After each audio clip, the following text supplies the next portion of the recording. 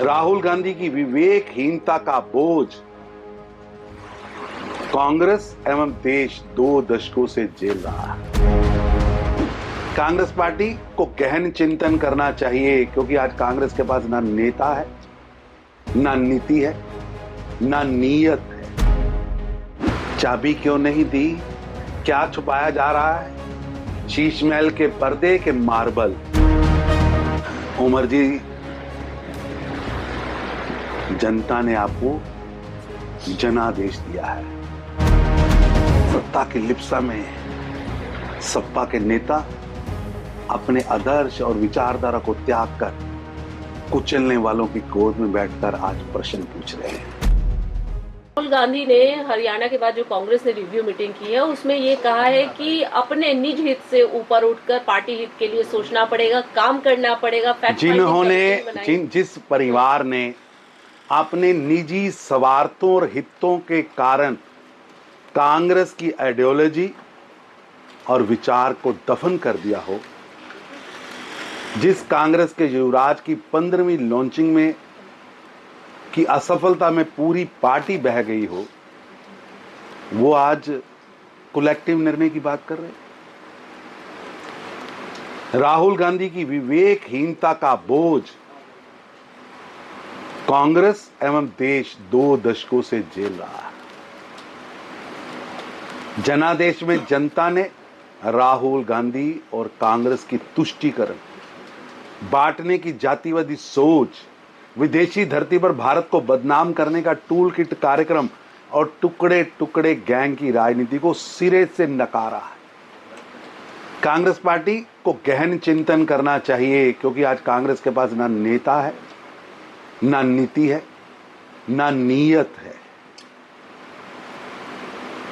टुकड़े टुकड़े गैंग के हवाले कांग्रेस ने अपनी आइडियोलॉजी सौंप रखी है।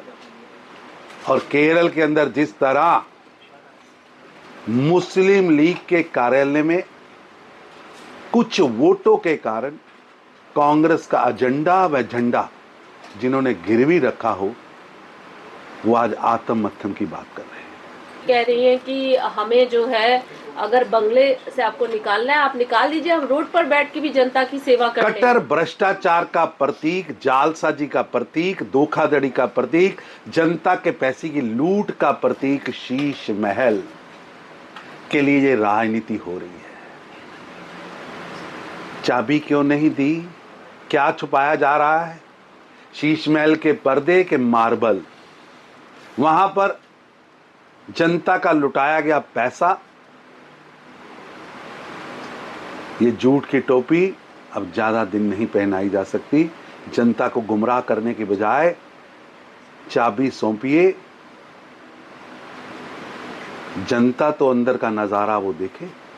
पूर्ण राज्य का दर्जा मिले, हमने ये बोला था जब सरकार आएगी हमारी, हम करेंगे और इस प्रस्ताव को हम लेकर भी आएंगे पहले कैबिनेट की बैठक में ही, पहली बैठक में। कैसे देखते हैं? उमर जी,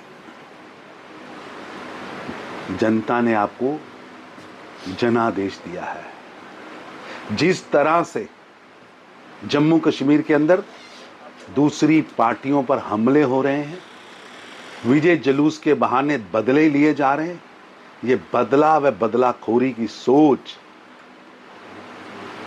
जम्मू कश्मीर के नेताओं को टारगेट करके उनके घरों पर पत्थर मारना, ये एनसी की आज से 4 दशक पहले लोकतंत्र की जिस तरह हत्या की थी उसकी याद दिला रहा है। और विधानसभा के पवित्र सदन का प्रयोग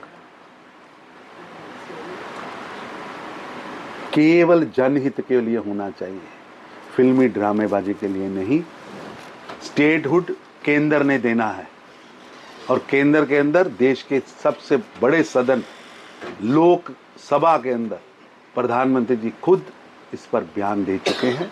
इसलिए बासी कड़ी में उबाल देने के बजाय जम्मू कश्मीर के विकास के लिए काम करिए।